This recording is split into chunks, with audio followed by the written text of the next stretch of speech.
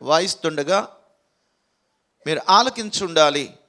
లేదంటే వీణ మీద పాట పాడుతుంటే మనము ఆలకించిన సందర్భాలు ఉండాలి. ఈ వీణకి తీగలు బంధిస్తారు, లేకపోతే తీగలు ఉంటాయి. దానికి రాగాలు పలికించడానికి దాంట్లో సరిగమ పదనిసలు ఉంటాయి. అంటే ఆ సా అనే ఆ రాగము పలికించాలి. ఈ రాగాలు పలికించినప్పుడు సప్తస్వరాలు అంటారు. ఈ రాగాలు పలికించినప్పుడు ఎంత ఆనందం అనిపిస్తుంది మన హృదయానికంటే ఉల్లాసముతో ఉప్పొంగిపోతూ ఉంటాం. ఒక్కొక్క పాట మనము ఆలాపన చేసినప్పుడు కానీ వింటున్నప్పుడు కానీ దాని వెనకథలో ఉన్న మ్యూజిక్ మనం మర్చిపోలేము. కొన్ని నెలలు కానీ కొన్ని సంవత్సరాలు కానీ అది మనల్ని వెంటాడుతూ ఉంటుంది. అంటే ఆ తీగలు మీటినట్లయితే రాగాలు ఎలాగ పలుకుతాయో బైబిల్ గ్రంథంలో కొంతమంది స్త్రీలు ఉన్నారు. వారిని కానీ మనం టచ్ చేస్తే వారితో సరిగమలు పలుకుతాయని బైబిల్ గ్రంథం సెలవిస్తూ ఉంది. ఒక వీణని టచ్ చేస్తే, అంటే మనం టచ్ చేస్తే కాదు, ఎవరైతే ఎక్స్పీరియన్స్ ఉన్నదో లేకపోతే ఎక్స్పర్ట్ ఉన్నాడో ఆయన వాయిస్తే ఆ తీగల నుంచి ఎలాగైతే ధ్వని వస్తుందో, రాగం వస్తుందో, ఒక అందమైన పాట వినిపిస్తుందో, అలాగే బైబిల్లో కొంతమంది స్త్రీలు ఉన్నారు. ఆ స్త్రీలను కానీ మనం టచ్ చేసినట్లయితే వాళ్ళ నుంచి మంచి మాటలు వినబడతాయండి, మంచి మాటలు వినబడతాయి. అబ్రహాము యొక్క భార్య శారా ఉంది. ఆ శారా తన భర్తతో మాట్లాడుతున్న మాటని ఒకసారి గమనిద్దాం. ఆదికాండం 16వ అధ్యాయంలో 1వ వచనం నుండి చదువుదాం.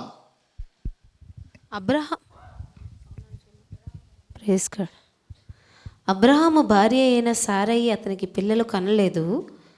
ఆమెకు హాగరు అను ఐగుప్తీయురాలైన దాసి ఉండెను. కాగా శారయి, ఇదిగో నేను పిల్లలు కనకుండా యెహోవా చేసి ఉన్నాడు, నీవు దయచేసి నా దాసితో పొమ్ము, ఒకవేళ ఆమె వలన నాకు సంతానం కలుగవచ్చునని అబ్రాముతో చెప్పెను. దేవాది దేవుడు అన్నాడు ముందు అధ్యాయంలో 15 చదవక్కర్లేదు, నువ్వు ఈ నక్షత్రాలను లెక్క పెట్టగలవా అన్నాడు.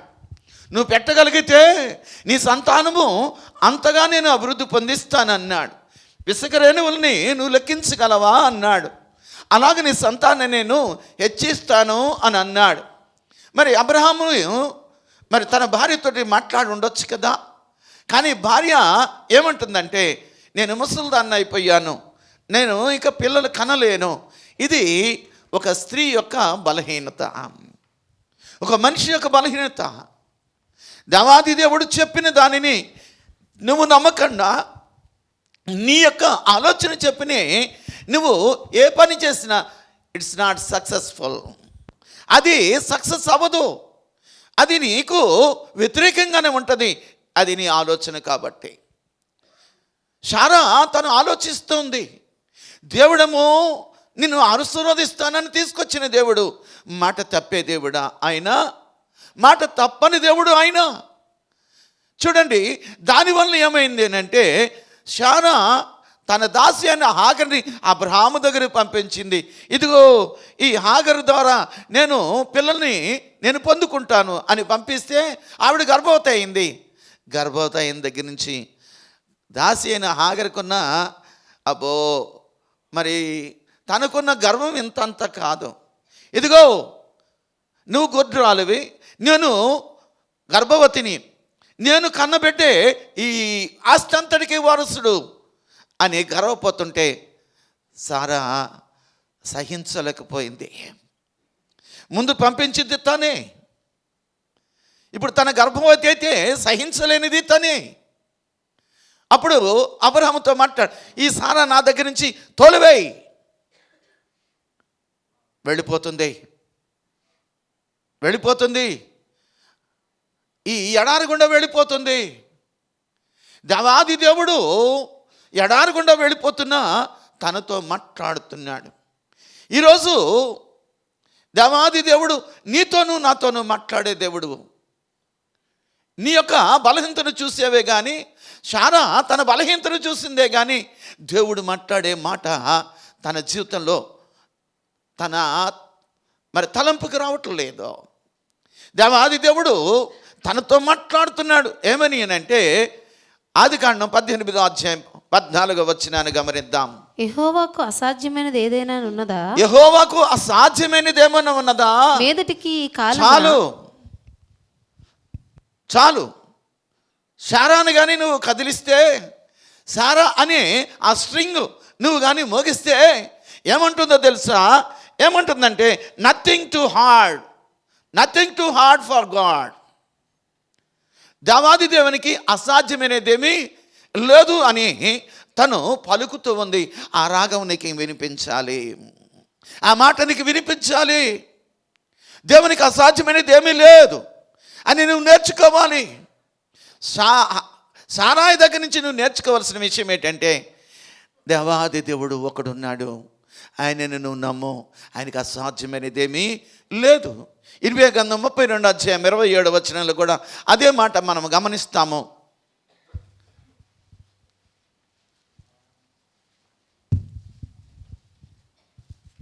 20వ గ్రంథం 32వ అధ్యాయం. నేను యెహోవాను సర్వ శరీరులకు దేవుడను, నేను యెహోవాను సర్వ శరీరులకు దేవుడను, నాకు అసాధ్యమైనది ఏదైనా కలదా? సారా, నువ్వు నేర్చుకున్న పాఠం ఏంటి? నాకు నేర్పించానంటే సారా మాట్లాడుతుంది, దేవునికి అసాధ్యమైనది ఏమీ లేదు. నేనే పొరపాటు పడ్డాను. దేవాది దేవుడు ఆయన నన్ను దీవిస్తానన్నాడు. నేను తొందరపడ్డాను. నువ్వు తొందరపడొద్దు. ఈరోజు నిన్ను మిట్టితే అనేకులు నీ మాట ఒక గొప్ప స్వరంగా వినిపించాలి. నువ్వు సారా వలె నువ్వు ఒక మాట నువ్వు పలకాలి. నువ్వు దేవాది దేవుని యొక్క మాట వినలేదు కాబట్టి నువ్వు అలాగన్నావే కానీ దేవాది దేవుడు మాట్లాడుతున్న మాట మత్తయి సువార్త 19వ అధ్యాయం 26వ వచనము. మత్తయి సువార్త 19:26. యేసు వారిని చూచి ఇది మనుషులకు అసాధ్యమే గాని దేవునికి సమస్తము సాధ్యమే. Nothing is too hard for God. ఆయనకి అసాధ్యమైనది ఏమీ లేదు. నీకు అసాధ్యమే, మనుషులకి ఇది అసాధ్యమే, దేవునికి సమస్తము సాధ్యమే. చాలాసార్లు నువ్వు అటువంటి పరిస్థితులకు వెళ్ళిపోయి ఉంటావు. ఇంకేమీ లేదులే నాకు అని అనుకుంటావు. నేనేమీ చేయలేను అని అనుకుంటావు. తను అనుకున్నది 60 సంవత్సరంలో పిలువబడిన తను ఇప్పుడేమో 90వ సంవత్సరంలోకి వచ్చేసింది. 30 సంవత్సరాల గ్యాప్లో తన బిడ్డను కనాలి, నాకు బిడ్డ మరి దేవాది దేవుడు ఇస్తాడు అని అనుకున్నది. రాను అదేమైపోయిందంటే అది వేరేగా మారిపోయింది. ఇక నేను ముసలిదాన్ని అయిపోయాను. నాకు పిల్లలు కనే ఆ శక్తి నాకు లేదు. దేవాది దేవుడు అంటున్నాడు ఇది మనుషులకు అసాధ్యమే కానీ దేవునికి సమస్తము సాధ్యమే. నువ్వు నేర్చుకో. ఒక స్త్రీగా ఆవిడ అంటున్న మాట, శారా ఏమి నువ్వు పలుకుతావో చెప్పు. నీ నుంచి నేనేం నేర్చుకోవాలేనంటే దేవునికి అసాధ్యమైనదేమీ లేదు. ఇదిగో నేను 90 సంవత్సరాలప్పుడు నేను పిల్లవాడిని కన్నాను. చాలామంది నిరాశలో ఉన్నారు, చాలామంది నిస్పృహలో ఉన్నారు. ఇక లేదు, నా జీవితంలో ఏది జరగదు అని నువ్వు అనుకుంటున్నావేమో. అలాంటి ఎడారి జీవితమే హాగరుది.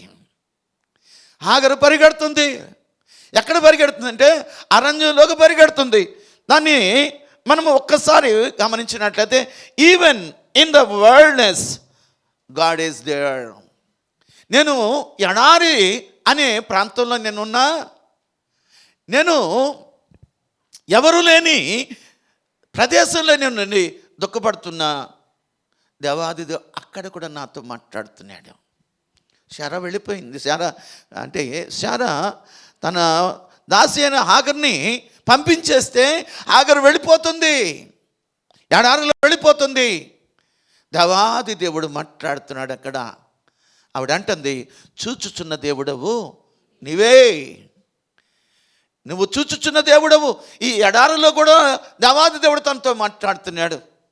అటువంటి పరిస్థితిలో నాకేమీ లేని పరిస్థితి, ఇది ఎడారి జీవితము అనుకుంటున్న నీ జీవితంలో హాగరు నీతో మాట్లాడుతున్నాడు. అక్కడ కూడా నీ పేరు పెట్టి పిలవగలడు, అక్కడ కూడా నీ పేరు పెట్టి పిలవగలడు. అక్కడ కూడా హాగరు నువ్వేం చేస్తున్నావు ఇక్కడ? ఆదికాండం 16వ అధ్యాయం 13వ వచనంలో ఉన్న మాటలు చదువుదాం. అది చూచుచున్న దేవుడవు నీవే, అది చూచుచున్న దేవుడవు నువ్వే అని పేరు తనతో మాట్లాడిన యెహోవాకు పెట్టెను. ఏమంటున్నాడంటే, even in the wilderness God is there అని అంటున్నాడు. ఎడారిలో కూడా ఆయన ఉన్నాడు, నాతో మాట్లాడుతున్నాడు. చాలాసార్లు మనము గర్వానికి పోతాం, అహంభావానికి పోతాం. ఇదిగో శారాని చూసి చిన్న చూపు చూస్తుందంట. నేను గర్భవతినయ్యాను, నువ్వు గుడ్రాలివి అన్నట్టుగాను. యజమానురాలి వైపు ఆవిడ చూస్తున్న చూపును బట్టి ఆవిడ్ని బయటికి తగిలేసిందే.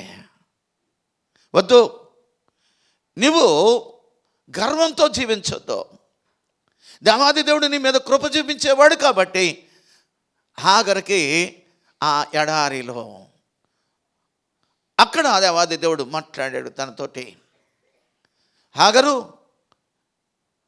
నిన్ను నేను బట్టి ఏం నేర్చుకోవాలని అడిగితే హాగరు అంటది, ఇదిగో ఎడారిలో నేనున్నప్పుడు, ఎవరూ లేనప్పుడు, నా భర్త అయిన అబ్రహాము నన్ను తోలివేసినప్పుడు, నా యజమానురాలైన శారా నన్ను వద్దనుకున్నప్పుడు నేను ఎడారిలో వెళ్ళిపోతున్నాను.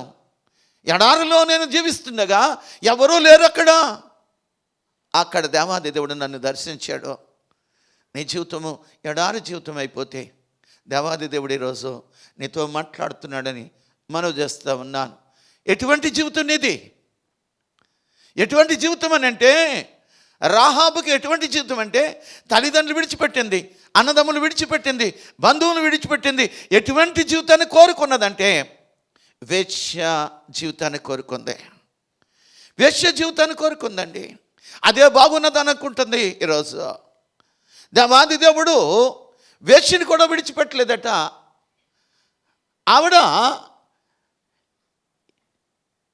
ఆవిడ దగ్గరికి వేగులు వారిని పంపించాడు దేవుడు. రాహాబు దగ్గరికి వేగులు వారు వెళ్ళారంట వేగు చూడ్డానికి వెళితే అక్కడ వారిని చేర్చుకున్నది అనంట. మీరు దేవుని బిడ్డలా, మేమందరం కూడా భయపడుతున్నాము, యెహోవా గొప్ప కార్యాలు మీ జీవితంలో చేశాడు అని.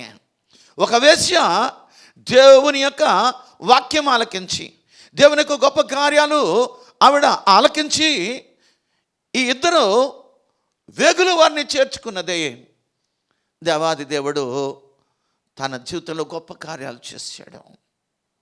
ఈరోజు నువ్వు ఎటువంటి దానివైనా, ఎటువంటి వాడువైనా, ఈ రోజైనా సరే దేవుడు నీతో మాట్లాడుతుంటే నువ్వు మారు. ఆవిడేమంటుంది తెలుసా? God can use anything. దేవుడు ఎవరైనా దేనినైనా సరే వాడుకోగలడు. నేను ఒక వేశ్యనైనా, దేవునికి ఇష్టమైన జీవితం జీవించిన దేవుడు నన్ను సంధించాడు, నన్ను దేవాది దేవుడు అంగీకరించాడు. ఒకవేళ మన జీవితం అటువంటి జీవితం అయితే ఈరోజు రాహాబు మనతో మాట్లాడుతుంది ఏమనంటే, నా దేవుడు నన్ను చేర్చుకున్నాడు. నువ్వు చేర్చుకో. ఎటువంటి వారైనా సరే, దావీదు గొలియాతును చంపడానికి 5 నున్నని రాళ్ళను తీసుకున్నాడు. ఆ రాళ్ళుని దేవాది దేవుడు వాడుకున్నాడు. గొలియాతును చంపడానికి దావీదు చేతిలో ఒక రాయిగా దేవాది దేవుడు ఉంచితే ఆ రాయి ద్వారా గొలియాతును చంపగలిగాడు. రాయిని కూడా దేవాది దేవుడు విడిచిపెట్టలేదు. వేసినైనా రాహాబును విడిచిపెట్టలేదు. ఈరోజు మనము దేవుని యొక్క వాక్యము సంధించినప్పుడు రాహాబు ఎలాగైతే అంగీకరించిందో ఈరోజు మనము కూడా అంగీకరిద్దాం. ఎందుకంటే దినదినము మనము సరిచేసుకోవలసిన అవసరం ఉన్నది. ఇదిగో దేవాది దేవుడు పంపించిన ఆ ఇద్దరు వేగులు వారిని చేర్చుకున్నదంట. వేగులు వారిని చేర్చుకున్నది. మీ మీదకి మేము యుద్ధానికి వస్తున్నాం, ఈ పట్టణాన్ని చూడడానికి వచ్చాం, వేగు చూడడానికి వచ్చాం, మేము నిశ్చయంగా మీ మీదకి వస్తామంటే ఆవిడ అంటుంది, నేను మిమ్మల్ని చేర్చుకున్నాను కదా, అయితే నన్ను మీరు కాపాడండి అంటూనే ఏమంటుందంటే, నా తల్లిదండ్రులను నా అన్నదమ్ములను కూడా మీరు జ్ఞాపకం చేసుకోండి. నువ్వు ఏ స్థితిలో ఉన్నా దేవుడు నిన్ను విడిచిపెట్టే దేవుడు కాడండి. రాహాబు ఒకవేళ వేస్ట్ అయితే దేవాది దేవుడు ఏం చేయాలంటే అసహించుకోలేదు. రాహాబుని అసహించుకోలేదు. ఈరోజు నన్ను అసహించుకుంటలేదు. ఆయన మన కొరకే మానవుడిగా ఈ లోకానికి వచ్చాడు. పాపైన నన్ను ఆయన ప్రేమించాడు, నిన్ను ఇంకా ప్రేమిస్తున్నాడని రాహాబు చెబుతుంది. నువ్వు ఎలాగున్నా, ఏ స్థితిలో ఉన్నా, ఒక తన భక్తుడైనా తన సేవకుడైనా ప్రవక్త అయినా ఏలియాకి కాకుల ద్వారా ఆహారం పంపించాడు. కాకుల్ని దేవుడు వాడుకున్నాడు. ఈరోజు కాకి కంటే ఉత్తమమైన దానవు కాదా, ఉత్తమమైన వాళ్ళం కాదా? కాకుల్నే వాడుకుంటే దేవాది దేవుడు కాకు ద్వారా ఆహారం పంపిస్తే, రాహాబైన వేస్తిని దేవాది దేవుడు చేర్చుకుంటే బైబిల్లో రాహాబు యొక్క పేరు వినబడుతుంది. దేవుని యొక్క ఆయన వంశావళిలో రాహాబు చేర్చబడ్డది. ఇట్స్ రైట్ టైం, మనకి సరి అయిన సమయం. ఇంతవరకు మనం ఎలా జీవించినా, ఏ స్థితిలో మనమున్నా, దేవాది దేవుడు మనల్ని కనికరించి నిన్ను దర్శించినప్పుడు నువ్వు ఒప్పుకో, దేవుని ఒప్పుకో. నీ జీవితమే మార్చేస్తాడు. నీ జీవితాన్ని మార్చేసే దేవుడు ఆయన. నీ ప్రార్థనకు జవాబిస్తాడు అని అంటున్నాడు. హన్నాని కానీ మనం దర్శించినట్లయితే హన్నా అంటుంది, మై గాడ్ ఆన్సర్స్ ప్రేయర్. నా దేవుడు నా ప్రార్థనకి జవాబిచ్చేవాడు.